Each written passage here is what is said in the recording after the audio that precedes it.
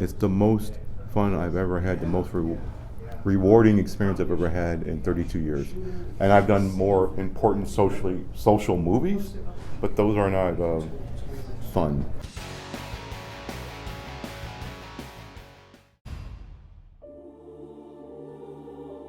A suit doesn't make a man. Well, what are you waiting for? I haven't finished my drink. This sacred institution wields power beyond your imagination. Winston, your brother stole something from me.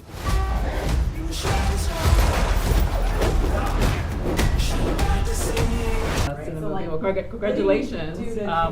When I saw your name attached to this TV series that's a spin-off of John Wick, I was like, oh, perfect. It's like street cred, we kind of know what you stand for. So how excited were you to join this project? Because it's a great world, this Continental. Oh yeah, I think it was surprised more later.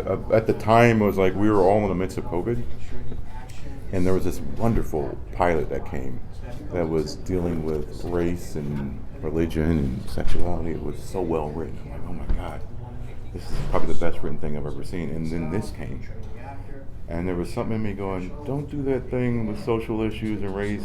Don't go do this, because this is fun and you have to deal with that, because the stuff you're mentioning from the past is all dealt with that kind of stuff. So when I started getting into it, I didn't realize how freeing it was. That whole space in your brain where you're even thinking about reality of like social issues, or how a street should really look, or how a room should really look, or how a wardrobe should really look, or these kind of finite rules to whatever genre you're playing in.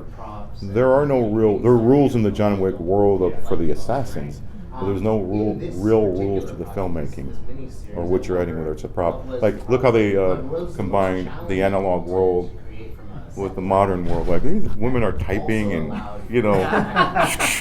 doing like that. How does that make any sense? But it does. There were a lot of things. It's like every day was like showing up for Christmas, and I never had that before. Never had that. And it's like I would say, like I've told the producers this, I've told Lionsgate this, I've told Peacock this. It's like it's the most fun I've ever had, the most rewarding experience I've ever had in 32 years. And I've done more important social movies, but those are not fun. So Gunplay. Obviously, with all the stuff that's been happening, has it changed throughout your career as far as like how they handle guns on set? Yeah, especially after that recent incident, like they have this new, you've heard of it, like the plug gun? Like it's not really, it's a gun, but they've stripped all the insides and put a CO2 canister and plugged the front. There's no way you can load any bullets into it. And Chad Stahelski, those guys developed it so you can hear a sound, see the recoil, and you can put it this close to somebody's head, right? It's the safest thing to use. And by the way, Hollywood could have figured this out years ago. It's like they all invest in one prop house that makes all the guns they ever want. They can do muzzle flash, they can do everything they want, and it's not a real gun. They've never done it. I don't know, but we can get into the politics of why they haven't done that. I've used blanks on mostly every movie I've dealt with guns on. I'll go on the record and say that sometimes it's needed, not in close combat stuff. Like you want the shock and you want to feel that in a wider shot, and think like what for instance that a great example of Michael Mann in what was that movie? Heat. Yeah, that's production sound he's using. That was, he went into the mix. They replaced all of it and made it all Hollywood. He's like, I'll get that out of here.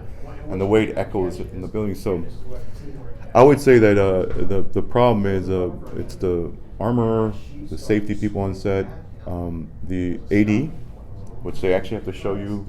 It's a combination of things that it's not, guns don't kill people. People kill people.